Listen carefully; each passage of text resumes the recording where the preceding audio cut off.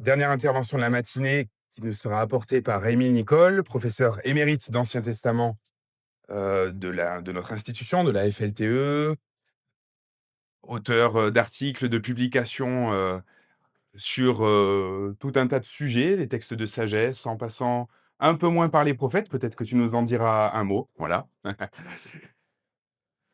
Grand prédicateur des textes difficiles.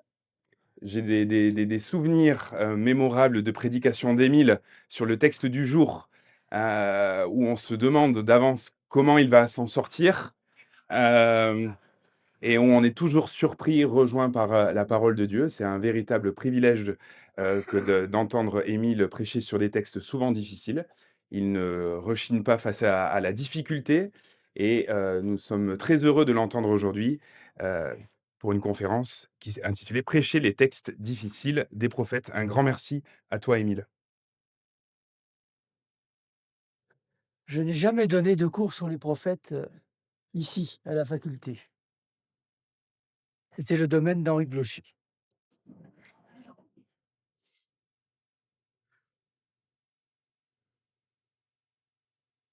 Prêcher sur des textes difficiles des prophètes, je pense à l'énoncé de ce sujet, il y a une première constatation une considération qui s'impose.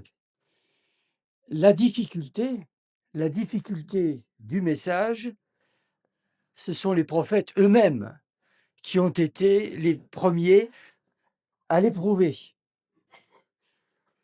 Quand on songe par exemple, évidemment, aux confessions de Jérémie. Jérémie qui, comme Job, va jusqu'à maudire le jour de sa naissance. Les 2 autres grands prophètes, ne s'épanchent pas de la même manière, peut-être qu'ils sont un peu moins sensibles que Jérémie, mais dans la manière dont Dieu leur adresse vocation, on sent de manière très forte la difficulté de leur mission. Ézéchiel, envoyé vers des rebelles qui refusent d'écouter, qu'ils écoutent ou qu'ils n'écoutent pas. C'est une famille de rebelles, qu'ils écoutent ou qu'ils n'écoutent pas, au moins ils sauront qu'il y a un prophète. Et puis le rouleau qu'Ézéchiel doit s'approprier, c'est un rouleau rempli de plaintes, débordant de plaintes, de lamentations et de malheurs. Et quant à Ésaïe, il suffit de lire en entier le chapitre 6, que l'on arrête généralement au verset 8, lorsque Ésaïe montre sa bonne volonté. Me voici, Seigneur, envoie-moi. Mais qu'est-ce que Ésaïe va entendre? Vous aurez beau entendre, vous ne comprendrez pas. Rends insensible ce peuple, ferme-lui les oreilles, bouche-lui les yeux. Alors, je ne vais pas m'attarder sur l'interprétation de cette parole. C'est certainement pas une injonction à Ésaïe de rendre ses auditeurs insensibles, mais c'est ce qui va se passer. Et quand Ésaïe s'interroge, inquiet, demande: «Mais alors jusqu'à quand?» Dieu répond: «Jusqu'à ce que les villes soient dévastées, privées d'habitants». Et ça ne s'améliore pas jusqu'à la fin du chapitre. La difficulté, elle est là. Difficulté énorme, et il serait quand même étonnant, pour ne pas dire suspect, que le prédicateur d'aujourd'hui, reprenant leurs oracles, n'éprouve pas, lui aussi, la difficulté. Alors j'ai cherché à me documenter un peu sur la question. J'ai trouvé cette remarque intéressante: prêcher, c'est comme le patin à glace. Prêcher sur les prophètes, mais on peut prêcher aussi de toute façon d'ailleurs, mais en tout cas, prêcher sur les prophètes, c'est comme le patin à glace. C'est très facile, de mal le faire. Alors, au-delà, j'ai trouvé, surtout outre-Atlantique, un assez grand nombre d'ouvrages à visée pratique qui cherchent à convaincre et à aider les pasteurs à prêcher sur les prophètes. Alors, on a d'abord des ouvrages généraux sur l'Ancien Testament qui comportent tous un chapitre ou parfois deux chapitres sur les prophètes. Le livre du milieu est un ouvrage collectif donc, dans lequel le chapitre sur les prophètes est écrit par Seil Hammer. Et puis, on a des ouvrages plus spécifiques alors sur les prophètes et sur la manière de prêcher sur les prophètes. Prêcher les prophètes pour tout ce qu'ils valent. Et puis, on a également des ouvrages portant sur un prophète particulier, un ouvrage sur Ésaïe. Et puis, on a des séries d'ouvrages dont chaque volume reprend un prophète ou plusieurs prophètes. Et je voudrais signaler en particulier la série qui est appelée Kérux, proclamation, euh, qui est un commentaire pour la prédication et l'enseignement biblique. Et cette série propose un, un programme en 4 étapes. Premièrement, exposer la vérité permanente du message, du message dans son contexte, pardon, exposer le message dans son contexte d'origine. Ensuite, deuxièmement, dégager la vérité permanente de ce message. Et troisièmement, énoncer cette vérité dans le contexte contemporain. Et quatrièmement, donner quelques conseils, quelques indications pour la, la communication. Alors, on trouve pour chaque section de ces commentaires, donc là, il y en a 3 qui ont paru de Sophonie à Malachie, Jérémie et Lamentation et Ésaïe. Et on trouve pour chaque section des livres étudiés des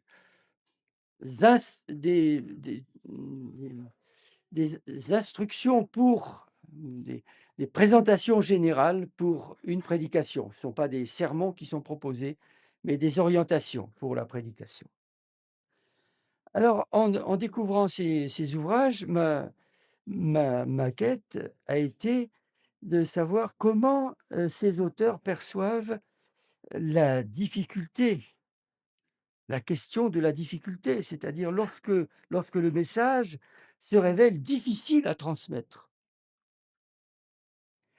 Alors, ces auteurs rendent surtout attentifs aux pièges à éviter.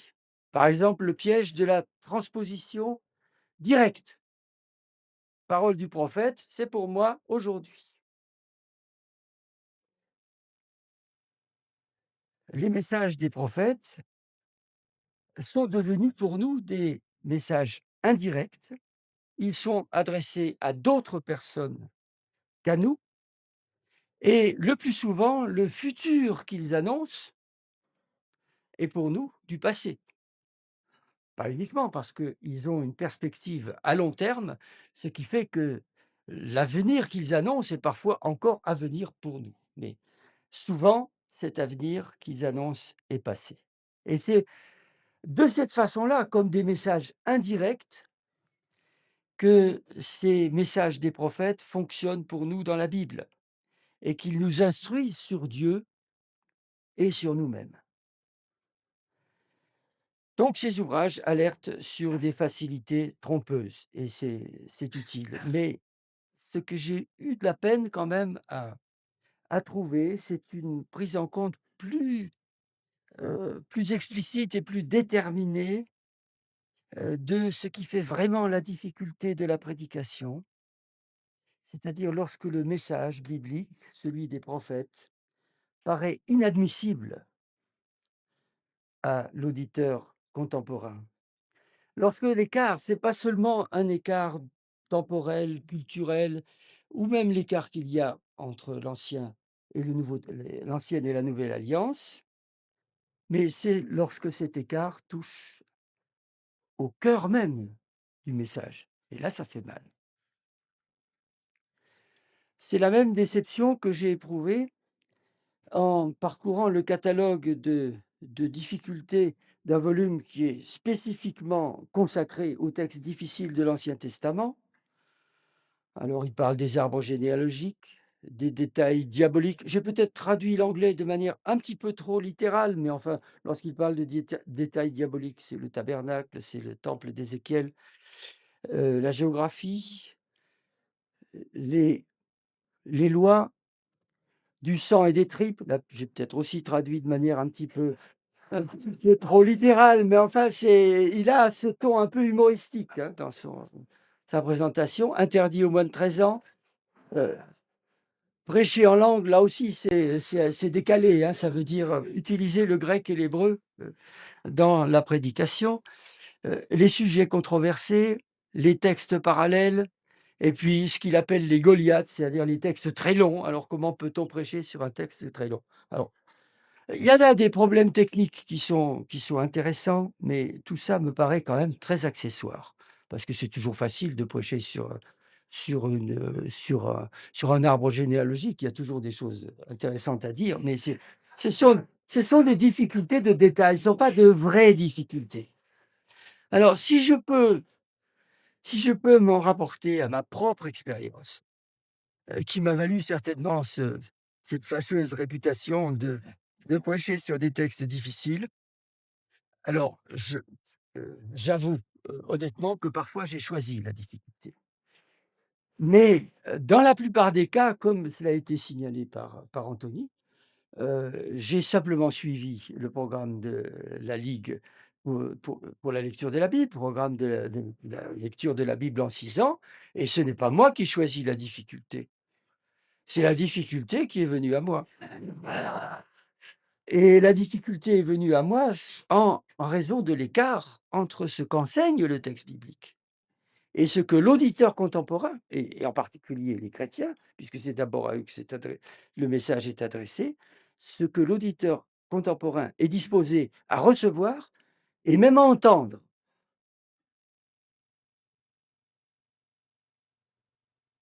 Pour aborder de front ce qui me paraît être une difficulté majeure, la façon dont les prophètes interprètent et annoncent les malheurs comme des châtiments divins. Alors je n'oublie pas que chez les prophètes, il y a aussi des oracles de salut, des promesses de consolation, des promesses comme celles qui ont été évoquées dans l'exposé précédent. Et je ne suivrai pas le fameux critique de la fin du 19e et du début du 20e, Bernhard Doom, qui prétendait que seuls les oracles de malheur étaient authentiques, ou dataient des prophètes et qu'on a rajouté ensuite des oracles de salut. Mais quand même, ces oracles de malheur constituent de manière évidente la plus grande partie de leur message. C'est ce qui les distinguait des faux prophètes, qui ne tenaient que des propos rassurants. Et c'est aussi, de manière évidente, ce qui rendait leur mission si difficile et si douloureuse. Par rapport à notre mentalité contemporaine, les prophètes de l'Ancien Testament, bénéficiaient d'un avantage indéniable, puisque leurs auditeurs, pas seulement leurs auditeurs d'ailleurs, c'est commun à tout le Proche-Orient ancien, et je pense que, Mathieu Richel ne s'opposerait pas à ce qu'on rajoute ça à la liste des points communs entre les prophètes bibliques et les prophètes du Proche-Orient ancien. Pour leurs auditeurs, si les auditeurs interprétaient de manière spontanée les malheurs comme des châtiments divins. Et ce n'est pas l'idée que des catastrophes naturelles comme, une invasion de sauterelles, comme une sécheresse ou des désastres militaires, ou des horreurs d'un siège, terribles les sièges, ou ou la prise d'une ville, la fin d'un royaume. et le lien qui est fait entre un châtiment divin et ces catastrophes, ce n'est pas ça qui les choquait, mais ce sont les événements eux-mêmes qu'ils devaient vivre, hein, ces catastrophes et l'avenir tragique qu'on leur annonçait et les reproches qui leur étaient adressés à cette occasion. C'était là contentieux entre les prophètes et leurs auditeurs qui leur en voulaient de leur annoncer de telles choses ou de les menacer de telles choses. Alors aujourd'hui, on pourrait penser que la situation est quelque peu inversée, parce que les événements tragiques dont parlent les prophètes, ces événements tragiques se sont estompés pour nous dans un passé lointain et qui ne nous touche plus directement. Et maintenant, c'est le principe même qui révulse et qui indigne.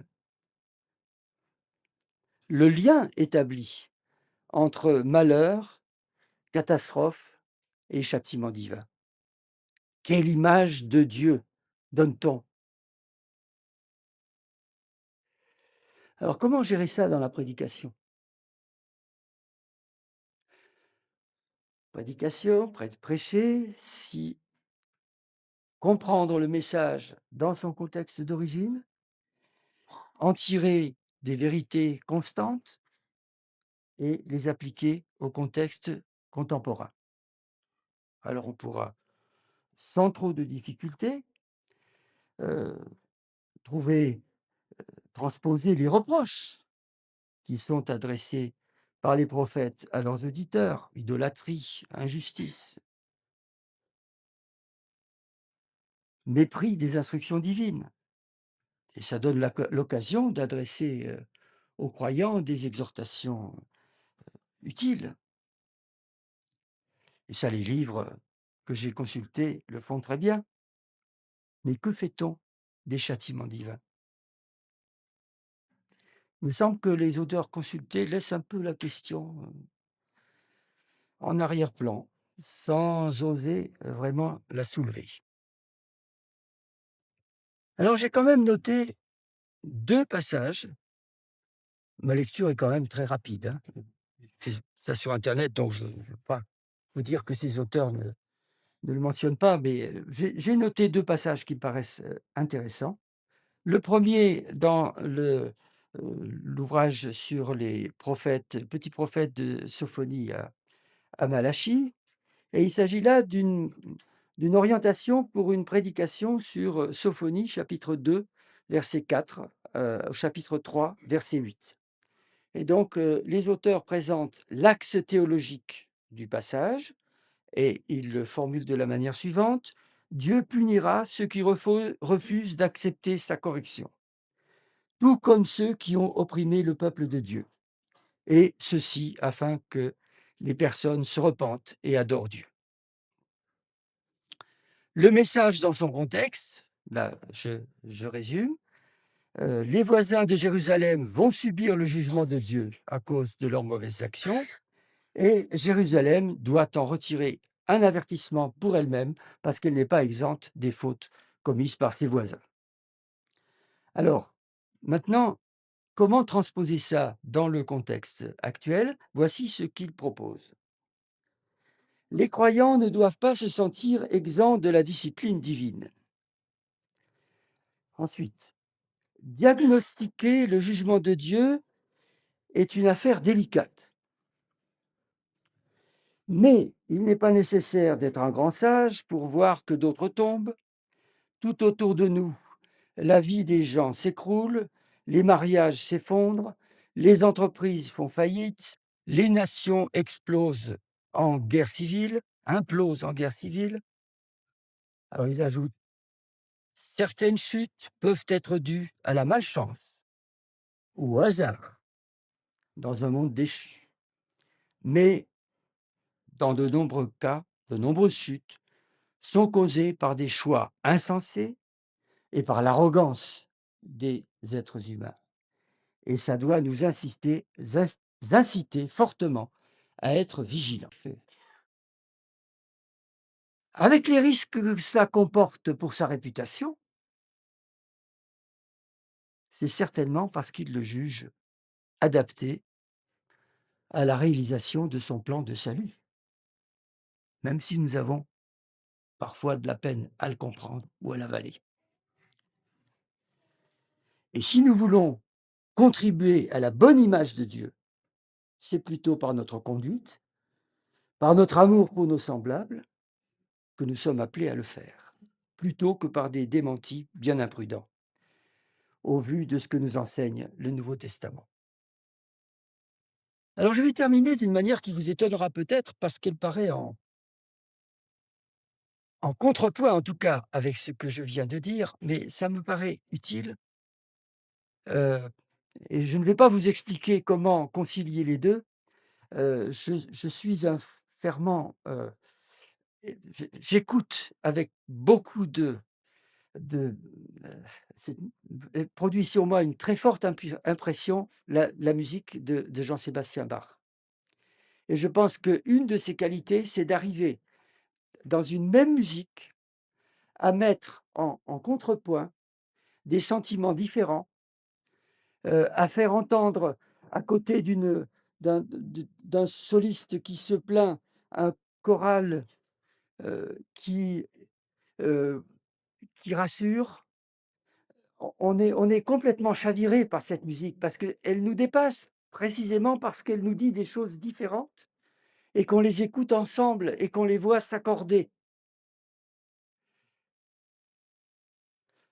Vous avez probablement entendu parler de la catastrophe, qui s'est abattue sur un village du Lutschental en Suisse, le village de Blatten. C'est une catastrophe qui me touche personnellement, pas mal parce que c'est une région que je connais, j'y ai marché, j'y ai grimpé et donc c'est un pan de la montagne qui s'est effondré sur un petit glacier, enfin petit glacier quand même, et ce glacier n'a pas supporté le poids de la masse de roches et de terre qui est tombée sur lui et il a été entraîné dans la vallée et il a complètement, alors je ouh là, ouf, je vais plus du tout dans le bon sens là, et il a complètement noyé, recouvert, heu, une bonne partie, pratiquement tout le village, avec une masse de pierres et de terre et de glace, qui s'élève à plusieurs des peut-être une centaine de mètres au-dessus et vous voyez comment c'est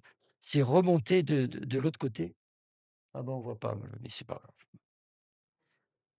J'ai été très touché par le message que l'évêque a adressé, aux habitants du village à cette occasion.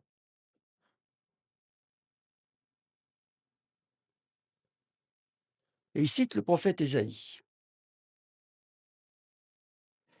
«Je vous dis la solidarité des croyants et des priants de votre diocèse. Vous savez aussi que la foi est une force qui permet de rester vivant au-delà du désastre. Elle a permis à vos ancêtres de traverser tant d'épreuves. C'est la montagne et le glacier qui se sont effondrés, pas votre foi, ni surtout la présence de Dieu à vos côtés. Le prophète Ésaïe avait utilisé l'image pour décrire la proximité divine. Les montagnes pourraient s'effondrer, les collines s'ébranler, mais mon amour pour toi ne s'en ira pas, et mon alliance de paix avec toi ne sera pas ébranlée. Je prie, nous prions tous ensemble. La force vous sera donnée comme un pain quotidien.»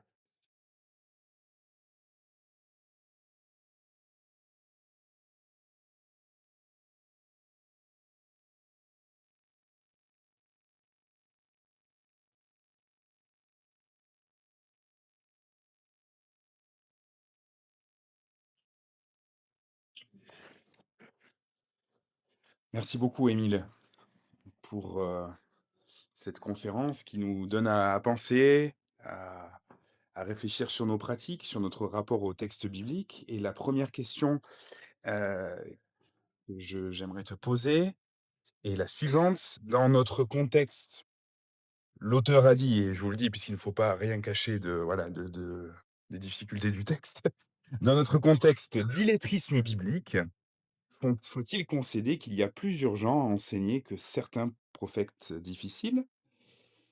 Si oui, est-ce hiérarchiser le corpus biblique et si et dans ce cas, est-ce légitime? Dieu aurait-il dit des choses moins importantes que d'autres?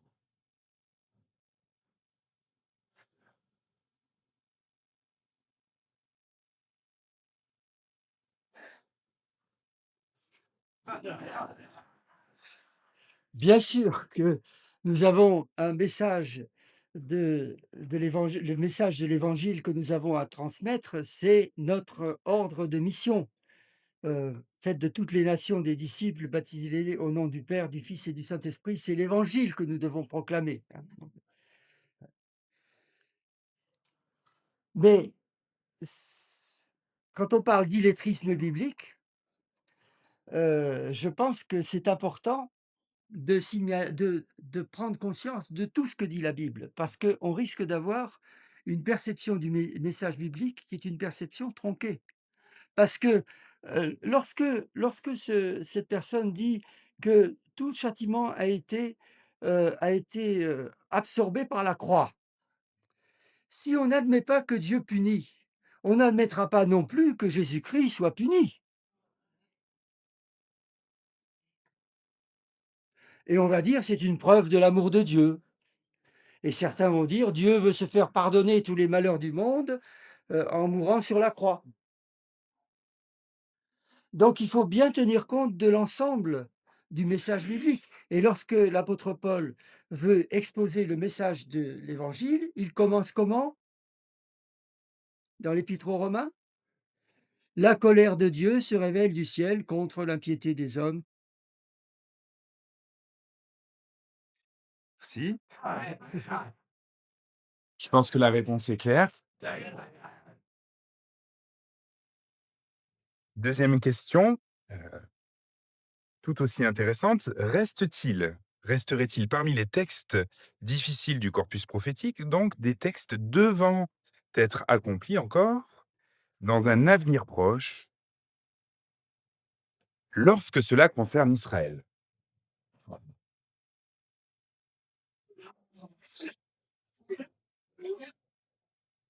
J'avais dit que je ferais une modération des questions, mais j'avoue que j'ai beaucoup de plaisir à peu modérer, en fait. Alors j'ai annoncé que c'était une question à laquelle je ne répondrai pas, mais bon, je vais peut-être simplement évoquer, la dernière prédication sur un texte difficile d'un prophète que j'ai faite. Je pense qu'elle date du mois de septembre, et pardon, et j'étais tombé sur le chapitre 14 de Zacharie. Chapitre 14 de Zacharie, où on parle de villes assiégées, de femmes violées, et est-ce que ça n'évoque pas certains événements? Et on voit que le message de Zacharie est un message qui s'inscrit avec un vocabulaire, Israël, Jérusalem, qui est le vocabulaire de l'Ancienne Alliance. Et est-ce qu'il faut considérer que ce vocabulaire de l'Ancienne Alliance est une façon de parler pour les prophètes à l'époque, et pour parler de réalités futures qui sont différentes avec la Nouvelle Alliance? On peut se poser la question, et sur le point particulier, d'Israël, j'ai dit que lorsque les Juifs, en tant que Juifs, sont haïs et sont persécutés, ils doivent toujours trouver les chrétiens à leur côté. Merci beaucoup. Dernière question, on peut applaudir si vous le souhaitez.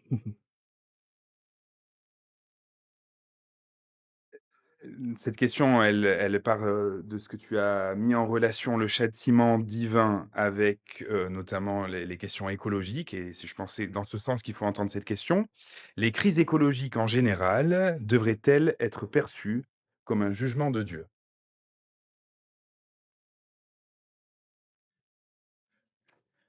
Il y a des textes difficiles et il y a des questions difficiles aussi. Oui, oui, oui, oui, oui, je pense que quand on parle de textes difficiles, c'est surtout nous qui sommes difficiles, hein. Heu, donc je pense que percevoir, alors on va dire ce sont des phénomènes naturels. Heu, l'augmentation de la température produit des effets. Alors c'est pas toujours facile de les mesurer, mais ça paraît quand même assez évident et dans le cas particulier de la catastrophe que je viens de mentionner, c'est le permafrost qui se réchauffe et donc les montagnes qui deviennent plus fragiles et quand les montagnes deviennent plus fragiles et ben, elles s'effondrent, hein. Donc c'est si on maintient ça simplement, dans le dans la logique, physique, on va charger la conscience des des êtres humains d'un poids considérable et l'éco-anxiété est un phénomène, disons inquiétant lui aussi parce que c'est un phénomène général et on ne peut les accusations qui sont des accusations générales, accusations contre le mauvais usage de la de enfin les atteintes portent à la nature, les accusations générales aussi concernant, la vie sociale, les injustices sociales. C'est facile de lancer des anathèmes contre les riches, contre mais enfin, c'est chacun qui peut être responsable et on finit par charger l'être humain d'un poids de culpabilité qui est énorme et quand on se trouve seul face à sa culpabilité, seul face à la nature. Pour finir, on a des personnes qui disent qu'il faudrait que l'être humain disparaisse. Parler de la gestion de Dieu et percevoir au-delà, au-dessus des phénomènes naturels. La question de la double causalité, ça là, c'est de la théologie systématique et je ne veux pas trop m'y hasarder, mais enfin les phénomènes, ont des causes naturelles et ont aussi, dépendent aussi de la souveraineté divine. Considérer qu'on dépend de Dieu, c'est ce qu'il y a de plus rassurant. C'est ce qu'il y a de plus rassurant et donc les châtiments de Dieu qui indignent tant, c'est aussi ça peut être plus rassurant que de se retrouver seul face à la nature. Un immense merci, Émile, pour,